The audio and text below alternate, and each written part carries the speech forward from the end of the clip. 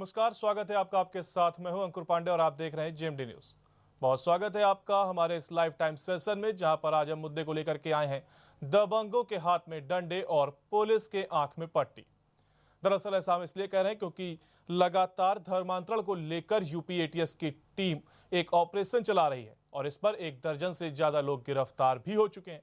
मगर 13 अगस्त की रात एक बार फिर मामला सामने आया, जहां पर बजरंग दल ने एक बर्रा थाना क्षेत्र में वरुण विहार इलाके में एक विशेष समुदाय के घर पर धावा बोल दिया और वहीं जमकर मारपीट भी की गई। इतना ही नहीं, वहीं जिस व्यक्ति की मारपीट की गई उसकी बच्ची अपने पापा से निपटी और बार बार चिल्ला रही कि मेरे पापा को मत मारो। इसके बाद भी बजरंग दल के कार्यकर्ताओं द्वारा मारपीट की गई। वहीं बाद में मामला और सामने आया तो इस पर प्रॉपर्टी से जुड़ा भी मामला सामने आया है। वहीं अगर इस खबर पर अधिक जानकारी के साथ हमारे संवाददाता अशोक दीक्षित हमारे साथ लाइव जुड़ चुके हैं। तो अशोक, सबसे पहले आपसे जानना चाहेंगे आखिर क्या था ये पूरा मामला और क्या इसका अब तक सुनवाई इस पर हुई है? ये बर्रा थाना क्षेत्र वरुण विहार का मामला, जहाँ पर एक विशेष समुदाय के परिवार के घर में जो है बजरंग दल के कार्यकर्ताओं ने अचानक जो है हमला कर दिया और हमले में जो है एक जो पीड़ित था अशरफ नाम का, उसको घसीटते हुए बाहर लाए और उसको बुरी तरह पुलिस के सामने ही पीटते रहे। पुलिस बचाती रही, लेकिन जो बजरंग दल के कार्यकर्ता था इनको बिल्कुल भी जो है पुलिस का खौफ नहीं रह गया और लगातार ये पुलिस के सामने इसको पीटते रहे।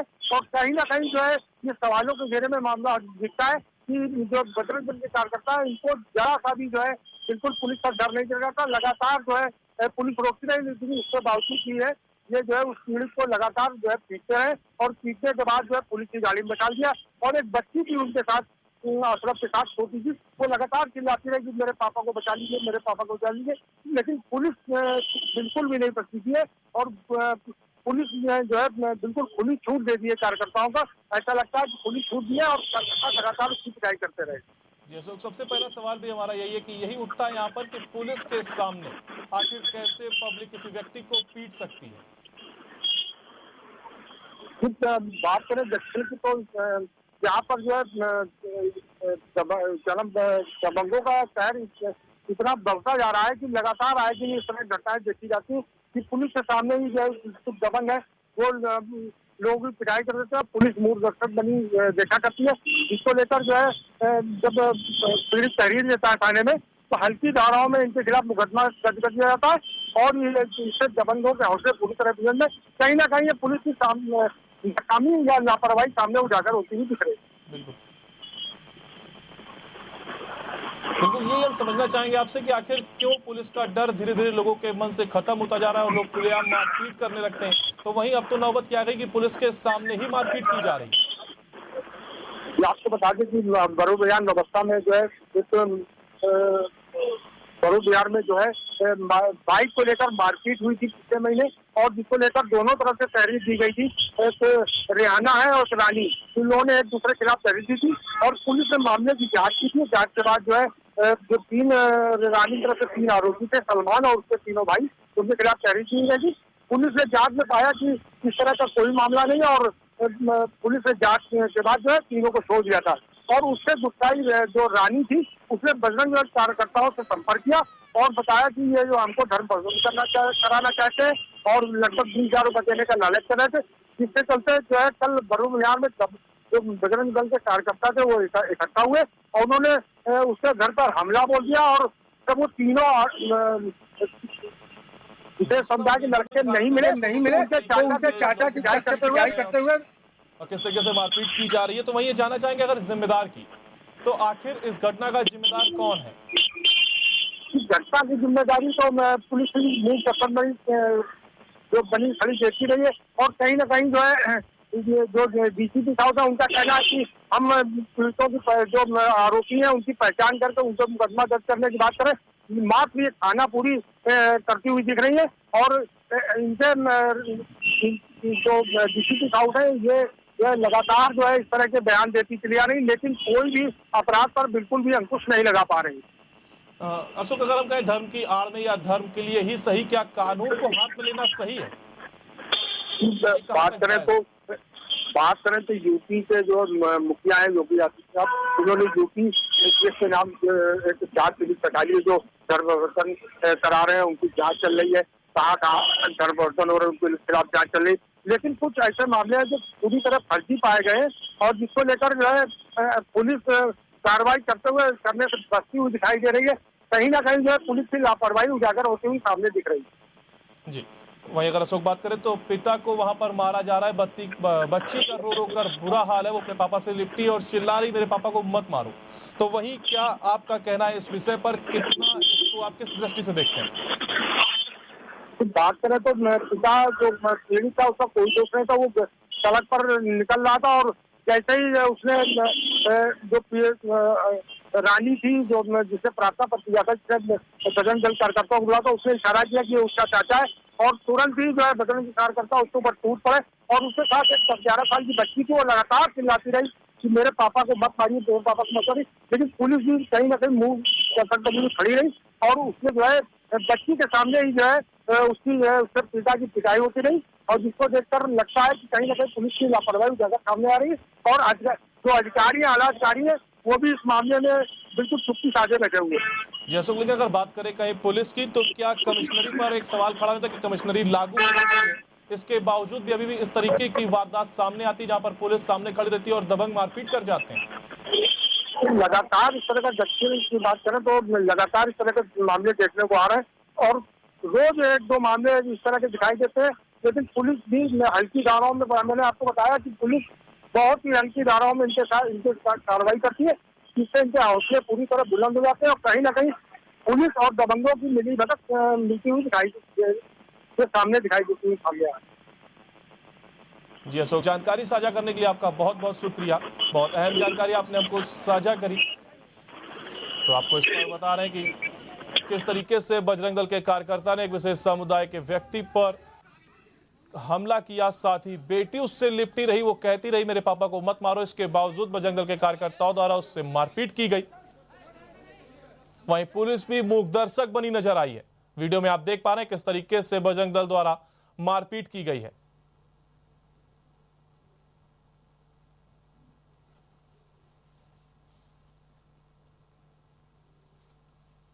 वीडियो भी हम आपको लगातार दिखा रहे हैं। पीड़ित परिवार ने बजरंग दल की शिकायत की है। सूचना पर पहुंची पुलिस बनी रही मूक दर्शक।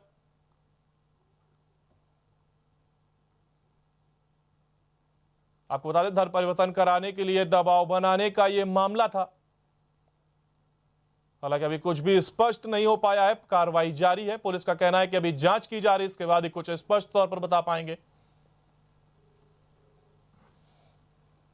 वहीं जो स्पष्ट होकर सामने आया है वो ये दिख रहा है कि पुलिस के होते हुए बजरंग दल द्वारा मारपीट की गई है।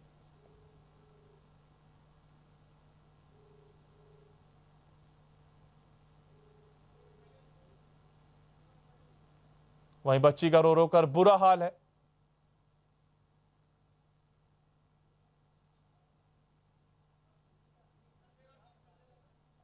सैकड़ों कर सूचना पर पहुंची पुलिस वहां पर मूक दर्शक बनी रही। धर्म परिवर्तन कराने के लिए दबाव बनाने का यह मामला था। पीड़ित परिवार ने बजरंग दल की शिकायत की है। सैकड़ों कार्यकर्ताओं ने जमकर हंगामा किया।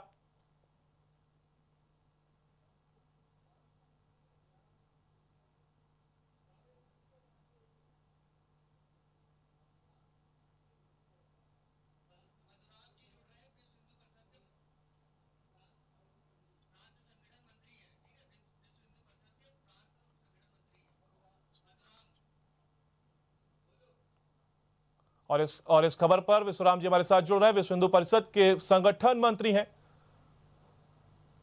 तो विश्वराम जी, आपसे जानना चाहेंगे आखिर किस तरीके से इस खबर को आप देखते हैं जिस पर बजरंग दल द्वारा ये हरकत की गई है। आखिर क्या आप किस नजर से इसको देखते हैं, उनके द्वारा इस तरीके की मारपीट किया जाना कहां तक सही है? ऐसा है, हमारे हिंदू परिवारों के साथ में जी लगभग 1.5 महीने से कुछ मुसलमान लड़के छेड़छाड़ कर रहे हैं जी। उनको जबरदस्ती धर्म परिवर्तन कराने के लिए बात कर रहे थे। कुछ पैसा लेकर भी कह रहे कि आप लोग धर्म परिवर्तन कर लीजिए। अभी बाइट उस महिला की आई थी जी। तो इस कारण से 1.5 महीना से प्रकरण चल रहा था। जी। बजरंग दल के कार्यकर्ताओं का जब ये खबर पहुंची तो लोग थाने गए होंगे, तो दरोगा जी ने उनको टहला दिया कि हम पकड़ेंगे, बंद करेंगे, ऐसा करेंगे। वहीं लेकिन उसके बाद वो जब पुलिस के मुताबिक तो तीसरे परिवार के साथ उन्होंने फिर घटना कर दिया, रिपोर्ट लिखने के बाद भी जी फिर 10 दिन बाद तीसरे परिवार के साथ वही घटना उन्होंने घटित किया। जी तो हमारे बजरंग दल के कार्यकर्ताओं ने कल वहां पे रामगोपाल चौराहे पे एकत्रित होकर पुलिस पर जो दबाव बनाने का काम किया कि इनको पकड़ा जाए और इन पर धाराएं ठीक से लगाई जाएं। जी लेकिन जिस उसी तरीके में से एक मुसलमान ने देखिए, बच्ची भी हिंदुस्तान साथ मुर्दाबाद में कहा। कह रही है कि मेरे पापा को मत मारो, उसके बावजूद भी ये हाल किया गया है। और अरे वहीं पापा बात को करें मत तो मारो, कहना उसके है कि पापा ने से क्या जुड़ा ये क्या मामला- किया है। जी उसके पापा ने जो हरकतें किया है, हिंदू के घर में जबरदस्ती इस्लाम का झंडा लगा दिया उन लोगों ने, तो क्या करेगा कोई। जबरदस्ती उस हिंदू परिवार को सताया जा रहा है और ये कहा जा रहा है कि आप इस्लाम धर्म स्वीकार करिए। जिस मुसलमान को मारा है उसने कहा है कि हिंदुस्तान मुर्दाबाद, जी इस बात पर उसको मारा है। पुलिस के सामने पुलिस को नहीं मारना चाहिए था, पुलिस को वार्ता करनी चाहिए थी। जी तो इस वजह से उसको मारा पीटा गया, बहुत ज्यादा मारा भी नहीं, 2-4 चाटे वगैरह मारे गए हैं। जी फिलहाल आपका जानकारी देने के लिए बहुत बहुत शुक्रिया। तो विश्राम जी ने जी, धन्यवाद। विश्राम जी को आपने सुना, विश्व हिंदू परिषद से संगठन मंत्री थे, इन्होंने हमको बताया कि क्या कुछ मामला था और कितना ये इस चीज को सही मानते हैं और कितना गलत। तो आपको बता रहे हैं कि धर्म परिवर्तन करने के लिए दबाव बनाने का ये मामला तूल पकड़ता नजर आ रहा है। वहीं इसको प्रॉपर्टी से जोड़कर भी देखा जा रहा है। तो वही बजरंग दल से अपना पक्ष रखा विश्वराम जी ने, जो संगठन मंत्री हैं विश्व हिंदू परिषद के।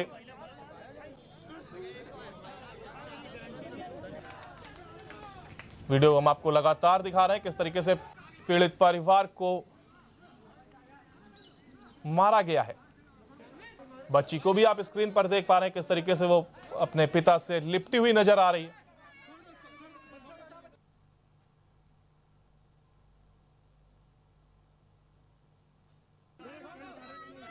सैकड़ों कार्यकर्ताओं ने यहां पर जमकर हंगामा किया है।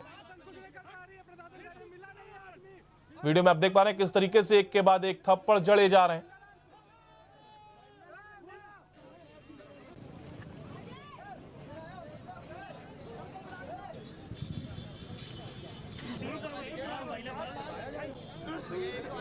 तो वहीं आपको दबंगों के हाथ में डंडे और पुलिस के आंखों पर पट्टी से जुड़ी एक रिपोर्ट दिखाते हैं।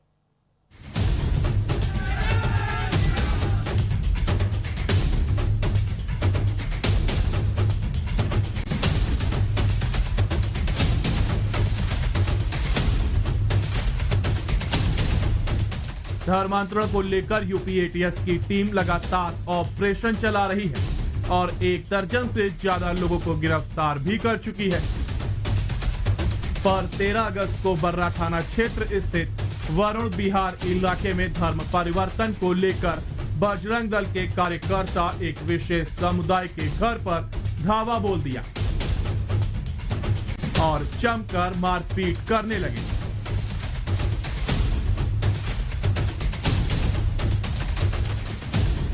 साथ ही युवक के साथ जिस वक्त मारपीट की जा रही थी उस वक्त उसकी बेटी भी साथ थी, जो चिल्लाते हुए रोते हुए कह रही थी कि मेरे पापा को मत मारो।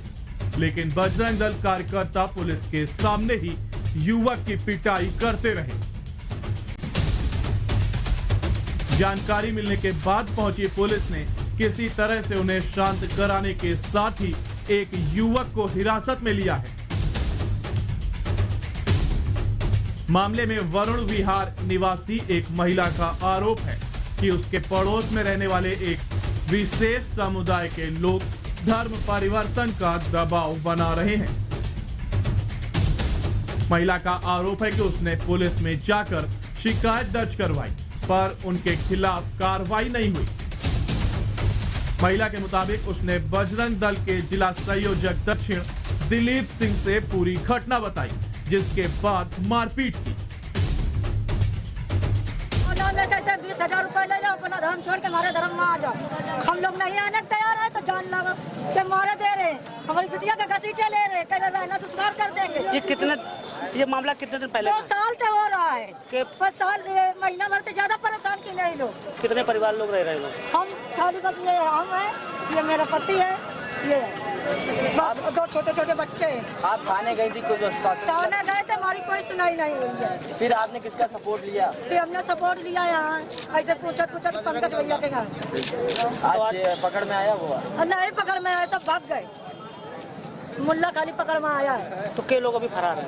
अबे फरार है, 5-6 लोग फरार है। हमारे हिंदू परिवार की एक बहन है जो नाबालिग है, उसको कुछ मुसलमान और जमाती काफ़ी परेशान कर रहे थे, धर्म परिवर्तन के लिए छेड़छाड़ कर रहे थे और छेड़छाड़ प्रतिदिन करते थे, जिसको प्रशासन को प्रार्थना पत्र दिया गया था, लेकिन प्रशासन ने किसी भी प्रकार से कार्रवाई नहीं की और एक दिन दवाओं के कारण 354 पे उन्होंने मुकदमा पंजीकृत कर लिया था, जो कि कई संगीन धाराएं बनती है धर्म परिवर्तन पे और पलायन पे और छेड़खानी पर, और उनको अनेक प्रकार के जो है गंदगी का सेवन जबरदस्ती करवा रहे थे, जो कि ये हिंदू विरोधी घटना है।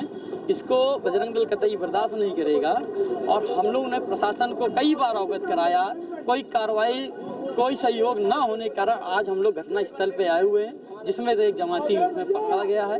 आगे पुलिस ने आश्वासन दिया है कि 2 दिन का आप मुझे समय दीजिए और इनके ऊपर सख्त से सख्त कार्रवाई होगी। विशेष समुदाय के परिवार के सदस्यों का कहना है कि महिला धर्म परिवर्तन का झूठा आरोप लगा रही है। महिला ने पुलिस में शिकायत भी दर्ज कराई थी। पुलिस की जांच में मामला गलत पाया गया। वो प्रॉपर्टी के चलते हम सबको बदनाम करने के साथ ही पिटवा रही है। वहीं मामले पर पुलिस का कहना है कि एक युवक को हिरासत में लिया गया है। वीडियो फुटेज के जरिए जांच की जा रही है। जो भी दोषी होगा उसे जेल भेजा जाएगा। बर्रा क्षेत्र में रामगोपाल चौराहे के पास कच्ची बस्ती जो है, वहाँ की एक घटना का वीडियो प्रकाश में आया, जिसमें एक व्यक्ति के साथ लोग मारपीट कर रहे हैं। जो पीड़ित है उसकी तहरीर के आधार पर कुछ नामजद व कुछ अज्ञात व्यक्तियों के खिलाफ मुकदमा कायम कर लिया गया है। इसमें अग्रिम कानूनी कार्रवाई अमल में लाई जा रही है। बहरहाल पुलिस जांच के बाद कार्रवाई की बात कर रही है, लेकिन सवाल ये उठता है कि पुलिस के सामने एक युवक को कैसे पब्लिक पीट सकती है? क्या अब सड़क पर ही न्याय होने लगा है?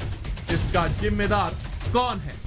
जबकि एक युवक के साथ उसकी बेटी भी लिपटी है और वो मासूम कह रही है मेरे पापा को मत मारो। हो क्या रहा है?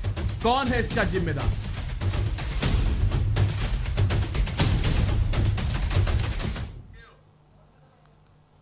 और अब बढ़ते हैं अगली खबर की ओर और अगली खबर है मेन होल या डेथ होल। दरअसल ऐसा हम इसलिए कह रहे हैं क्योंकि कानपुर के चकेरी के जाजमो इलाके में अचानक सड़क धंसने का मामला सामने आया है। सड़क भी ऐसी वैसी नहीं, कानपुर हाईवे रोड पर सड़क धंसने का यह मामला सामने आया और वहीं ये गड्ढा 7 फीट का लगभग ऐसा माना जा रहा है। वहीं बाद में टीआई ने देखा और इस पर बैरिकेड किया गया ताकि कोई बड़ा हादसा ना हो सके, लेकिन इसके बाद भी वहां पर आवाजाही में दिक्कत हो रही है क्योंकि कानपुर लखनऊ हाईवे है वो, वहीं आ जा रहे वाहनों को दिक्कतों का सामना करना पड़ रहा है।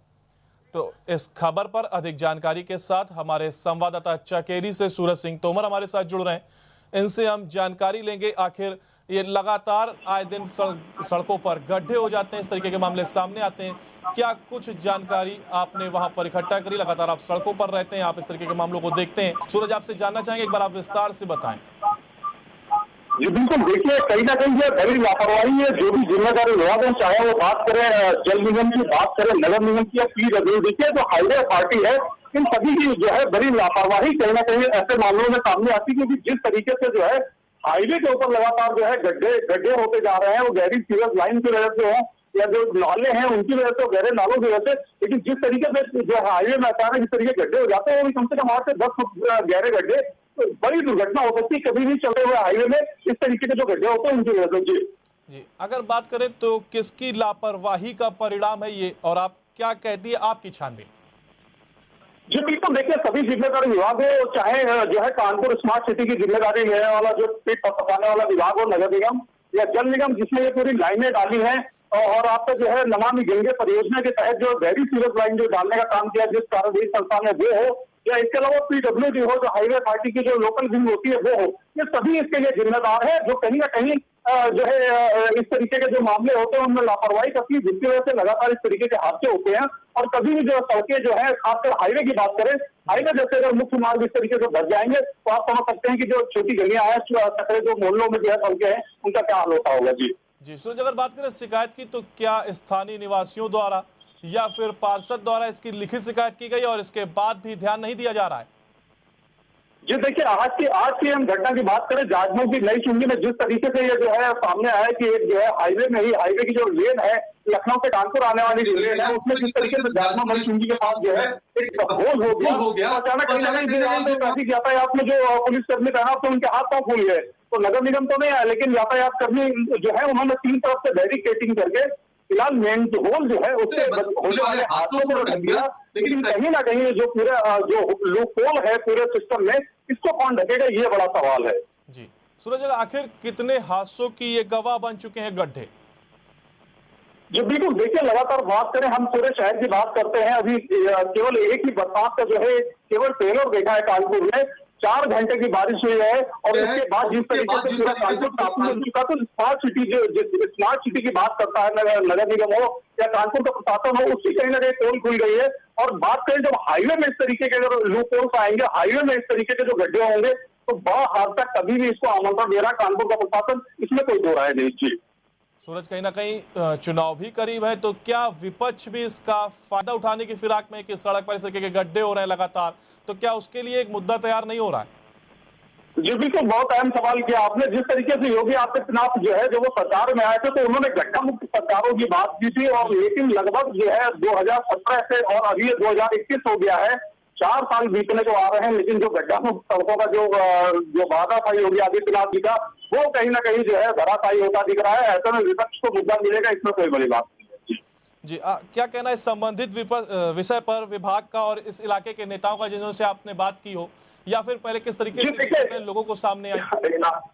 इलाके के नेताओं की जो है वो हम उनके वर्जन से भी लेंगे, लेकिन जो हमारी जिन लोगों से बात हुई उनका कहीं ना कहीं कहना, जो आसपास के लोग हैं जो दूसरी पार्टियों से जो है उनका कहीं ना कहीं कहना है कि जो सरकार ने वादे किए थे कि गड्ढा मुक्त सड़कें बना देंगे हम 1 साल के अंदर और 6 महीने के अंदर, वो कहीं ना कहीं धराशायी होते दिखा दे रहे हैं, जिससे सरकार जो है वो पूरी तरीके से खड़ी नहीं कर रही है। आम गलियों सड़कों की छोड़िए, अगर हाईवे में इस तरीके के गड्ढे होंगे तो आप समझ सकते हैं कि जो सरकार का वादा था वो कहाँ जो है स्टैंड कर रहा है।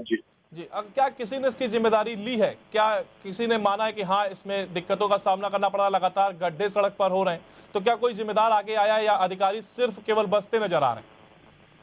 जी देखिए, जो विभाग है, जो जिम्मेदार विभाग है, क्योंकि ये जो पूरी गहरी सीवरेज लाइन जो है वो डाली गई है कहीं ना कहीं जो है जाजमऊ तक वो डाली गई है नमामि गंगे परियोजना के तहत, तो कहीं ना कहीं इसके लिए जो जल निगम है वो जिम्मेदार है, जो परियोजना जो संस्था है इस जो पूरा मिशन की वो जिम्मेदार है। लेकिन हमको पता है, आपको पता है कि नमामि गंगे परियोजना में किस तरीके से भ्रष्टाचार हुआ, तब ये परियोजना खत्म हो जानी चाहिए थी, लेकिन आज भी चल रही है।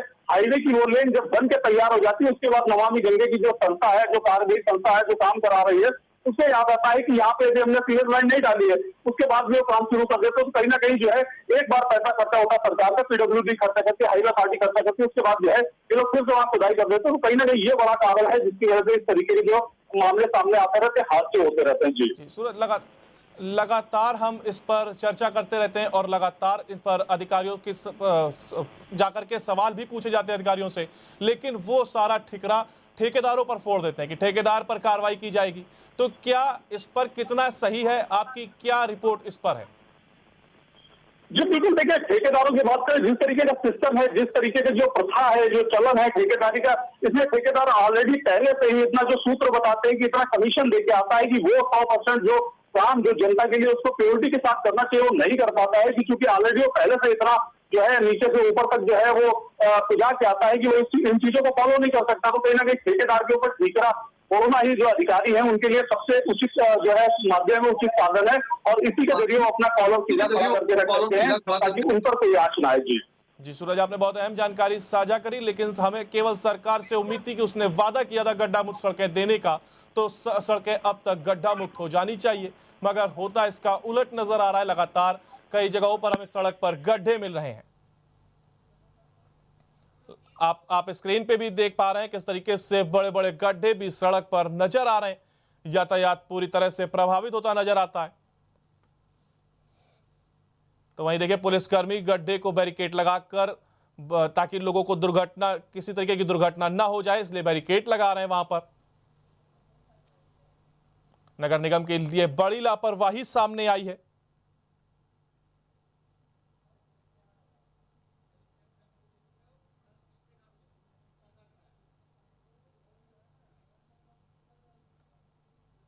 लगातार आप देख रहे हैं स्क्रीन पर किस तरीके से बड़े बड़े गड्ढे आपको भी सड़क पर दिख रहे हैं। वहीं पुलिस बैरिकेड करके कोई हादसा ना हो इसका प्रयास कर रही है, बैरिकेड लगा रही है उन गड्ढों को के चारों तरफ।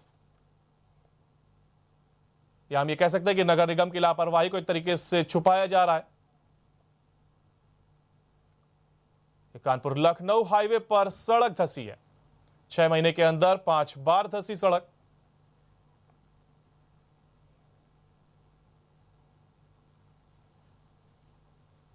तो सड़क धंसने का मामला एक बार फिर सामने आया। इस बार मामला कानपुर के चकेरी का है।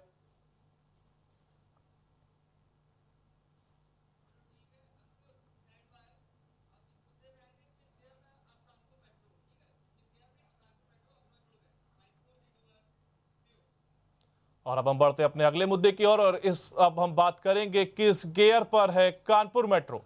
और ऐसा हम इसलिए कह रहे हैं क्योंकि कानपुर शहर में तेजी से बढ़ रही मेट्रो का कार्य देखने के लिए मेट्रो एमडी कुमार केशव कानपुर आए हैं और उन्होंने दौरा किया। साथ ही जाना कि किस तरीके से मेट्रो की रफ्तार में और जान फूकी जा सकती है जिससे ये जल्द से जल्द बनकर तैयार हो। साथ ही पैरेलल कौन से ऐसे काम है जो साथ साथ चलाए जा सकते हैं जिससे इस काम में रफ्तार पकड़ी जा सके और मेट्रो अपने समय सीमा में बनकर तैयार हो जाए। तो इस खबर पर अधिक जानकारी के साथ हमारे संवाददाता अभिनव शुक्ला हमारे साथ लाइव जुड़ेंगे और उनसे हम जानेंगे कि आखिर मेट्रो का कार्य कितनी तेजी गति से चल रहा है और उन्होंने क्या कुछ रिपोर्ट अपनी तैयार करी है। तो स्क्रीन पर अभिनव शुक्ला हमारे साथ लाइव जुड़ चुके हैं। अभिनव, सबसे पहला सवाल आपसे, आप लगातार मेट्रो की खबरें कवर करते रहे, तो क्या कुछ रिपोर्ट आपने तैयार की, काम किस तेजी से हो रहा है? देखिए, बिल्कुल अंकुर, आपको बताते हैं कि जिस तरीके से कहा जा रहा था कि नवंबर तक मेट्रो का जो ट्रायल होगा वो शुरू कर दिया जाएगा। मेट्रो का ट्रायल नवंबर में होगा और वही हुआ। चाहे वो कोरोना काल ने बाधाएं जरूर डाली, लेकिन उसके बावजूद मेट्रो का काम जो है वो जिस तेजी से चल रहा है इस वक्त, तो ये दिखा रहा है कि मेट्रो का जो कार्य है, मेट्रो का जो ट्रायल है वो नवंबर तक होगा मेट्रो का ट्रायल। और जो इसके जो डब्बे जो बन रहे हैं, मेट्रो के जो ट्रेन जो है वो अहमदाबाद में इस वक्त बन के एक फेज के लिए एक डब्बा बन के तैयार हो चुका है और 3 डब्बे इसके बनने हैं, वो भी सितंबर तक आ जाएंगे कानपुर आ जाएंगे। अब मेट्रो एमडी कुमार केशव यहाँ पर निरीक्षण किया था। यहाँ पर कानपुर मेट्रो का 9 किलोमीटर की जो मेट्रो बन रही है, 9 किलोमीटर जिसमें 9 स्टेशन बनाए जा रहे हैं, IIT से लेकर मोती झील तक का, इन सभी मेट्रो स्टेशनों का इन्होंने निरीक्षण किया और उसमें बताया कि लगभग 87% काम पूरा हो चुका है। 15% काम है वो अभी होना है, वो भी हम लोग नवंबर तक इस काम को पूरा कर लेंगे। और जिस तेजी से काम चल रहा है उसमें भी मेट्रो एमडी जो थे वो खुश दिखाई दिए। उन्होंने कहा कि ये जो हम लोग चाह रहे थे कि नवंबर तक इस काम को ट्रायल जो है इसको शुरू कर दिया जाए, इस ट्रायल को, और वही होगा। इस नवंबर तक ये जो ट्रायल होगा मेट्रो का ये कराया जाएगा। जी अभिनव, यूपीएमआरसी के निर्देशक कुमार केशव का कहना है कि लखनऊ राजधानी से भी बेहतर कानपुर मेट्रो को वो तैयार करेंगे, तो क्या आपकी रिपोर्ट कहती है इस तरीके से, कहां तक ये सही है और क्या कोरोना काल में कितना मेट्रो का काम प्रभावित हुआ? देखिए, कोरोना काल में मेट्रो का कार्य जो था वो काफी ज्यादा धीमी गति हो गई थी। मेट्रो के काम की काफी ज्यादा धीमा हो चुका था, लेकिन उसके बावजूद जब धीरे धीरे करके कोरोना के केस कम होने शुरू हुए और अनलॉक होना शुरू हुआ, तो अब जो मेट्रो काम है जिस तरीके से उसने रफ्तार पकड़ी है, तो ये भी देखने को मिला कि कानपुर वासियों को जिस मेट्रो का इंतजार था, जब कानपुर को मेट्रो सिटी कहा जाने लगेगा, वो दिन अब दूर नहीं है कि कानपुर वासी जिस मेट्रो का इंतजार काफी लंबे समय से कर रहे थे, वो मेट्रो बहुत जल्द कानपुर वासियों को मिलने वाली है और नवंबर में इसका ट्रायल होगा। यही चीजें आज कुमार केशव ने बताई है कि जो मेट्रो है वो ट्रायल शुरू कर दिया जाएगा बहुत जल्द। 9 किलोमीटर में जो पटरियां जो बिछाई जा रही हैं वो लगभग पूरा हो चुका है, थोड़ा सा काम बचा हुआ है। ये फर्स्ट फेज का काम था, जो 9 किलोमीटर के 9 स्टेशन जो बनाए जाने थे IIT से लेकर मोतीझील तक का, ये सभी बनके तैयार हो चुके हैं। बस थोड़ा बहुत 15% काम उन्होंने बताया कि ये 15% काम बचा हुआ है, ये भी हम लोग जल्द से जल्द पूरा कर लेंगे। और फर्स्ट फेज का जो फर्स्ट फेज की जो काम है वो पूरी तरह से पूरा हो जाएगा नवंबर तक का। तो यही है कि अब कानपुर वासियों को बहुत जल्द ये मेट्रो मिलने वाली है। और जो सेकंड फेज का कार्य भी शुरू हो चुका है, जो कि अब अंडरग्राउंड का कार्य होना है सेकंड फेज के लिए। तो इसमें यह है कि ये अंडरग्राउंड कार्य है। आज जब मेट्रो एमडी आए तो उन्होंने लोगों से अपील भी करी है कि इस काम को, ये जो काम चल रहा है इसमें पूरा 3 साल लगेगा, क्योंकि ये अंडरग्राउंड का काम होगा। ये 3 साल इसमें टोटल लगेगा। तो लोगों से अपील करी है कि ये जो कार्य जो है इसमें लोग सहयोग करें इस काम को, क्योंकि रूट को भी डायवर्जन करना होता है, लोगों को किसी तरीके की दिक्कतों का ना सामना करना पड़े। तो ये सभी समस्याओं को लेकर मेट्रो एमडी ने अपील भी करी लोगों से कि लोग थोड़ा सा सहयोग हमारा करें। और 3 साल बाद जो सेकंड फेज का जो अंडरग्राउंड की जो मेट्रो होगी, जिसमें 4 स्टेशन बनाए जाने हैं, तो अंडरग्राउंड पे रोड पे जो कि आपके ब्रिजेश स्वरूप पार्क से बनना शुरू होंगे, उन सभी के लिए ये मेट्रो का जो कार्य होगा वो जल्द से जल्द पूरा हो जाएगा। जी अभिनव, आपके द्वारा बताई गई सारी बातों को समाहित करते हुए अगर हम चंद शब्दों में पूछें ताकि हमारे दर्शकों को आसानी से समझ में आ जाए कि मेट्रो का काम, आखिर हम ये इस शब्द से पूछ रहे हैं कि अगर मेट्रो का काम किस गियर में चल रहा है, अगर हम आपसे पूछें तो क्या आप बताएंगे किस तेजी से है? देखिए, मेट्रो का कार्य अगर हम गियर की बात करें तो इस वक्त मेट्रो का कार्य जो है वो तीसरे गियर पे चल रहा है और बहुत तेजी से ये काम चल रहा है मेट्रो का। और नवंबर तक ये मेट्रो कानपुर वासियों को मिल जाएगी। कानपुर वासियों जो ट्रायल है और कानपुर वासियों जो फर्स्ट फेज की जो मेट्रो है वो शुरू हो जाएगी IIT से मोतीझील तक का। यही चीज कुमार केशव ने भी आज कही। और कुछ चीजें इसमें और भी बताई गई हैं। कुमार केशव ने आज बताया कि लखनऊ में 3 साल पहले लखनऊ में मेट्रो को शुरू किया गया था और उससे भी एडवांस कानपुर मेट्रो हो रही है। जैसे कि इसमें कुछ सुविधाएं जो होंगी उनको बढ़ाया जा रहा है कानपुर मेट्रो में।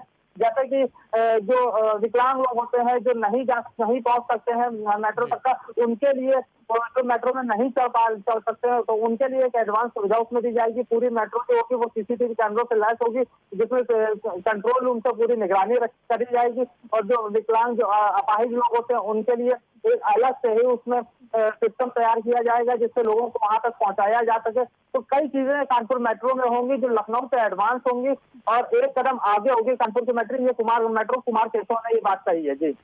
जी वहीं अगर आप बात करें, एक आखिरी सवाल की आपसे जानना चाहेंगे जिसका हर कानपुर वासी को इंतजार भी है, तो कब तक संभावना है पहले ट्रायल के लिए कि मेट्रो कानपुर में आ जाएगी? अगर ट्रायल की बात करें तो लगभग पूरा हो चुका है, लगभग काम जो है वो पूरा हो चुका है। और अहमदाबाद में इसके जो ट्रेन के जो डिब्बे हैं वो भी बनके तैयार हो चुके हैं। हाँ, ये कहा है कि अगस्त तक ये जो डिब्बे हैं, अगस्त की लास्ट तक इन डिब्बों को लाने की कोशिश की जा रही है। सितंबर में भी कुछ डिब्बे आएंगे और सितंबर में आने में लगभग 15 से 20 दिन लगेगा इन डिब्बों को, क्योंकि गुजरात से कानपुर तक आना पड़ेगा, लाया जाएगा और कंटेनर के माध्यम से इन डिब्बों को लाया जाएगा। तो नवंबर में जो कानपुर की मेट्रो है उसको ट्रायल जो वो शुरू कर दिया जाएगा और उसके बाद कानपुर वासी इसमें सफर कर सकेंगे, क्योंकि काफी लंबा इंतजार था। काफी लंबे समय से कानपुर मेट्रो बन रही थी, काफी लंबे समय से कानपुर वासी इंतजार कर रहे थे कानपुर मेट्रो का। और बहुत जल्दी उनकी जो उनको ये खुशखबरी मिलने वाली है कि कानपुर मेट्रो में अब वो भी सफर कर सकेंगे और कानपुर भी एक मेट्रो सिटी कहलाएगी।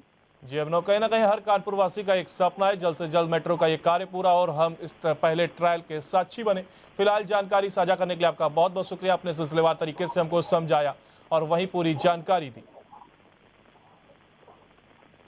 तो आप विजुअल देख पा रहे हैं किस तरीके से कानपुर मेट्रो प्रोजेक्ट तेजी से काम कर रहा है, वहीं तेजी से रफ्तार पकड़ रहा है।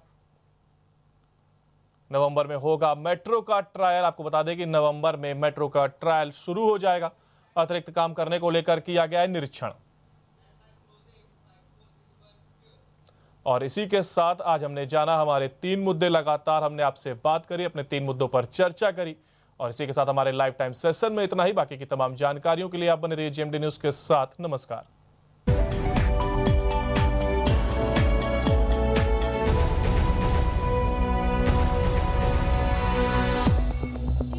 कानपुर का जाना पहचाना नाम। 1958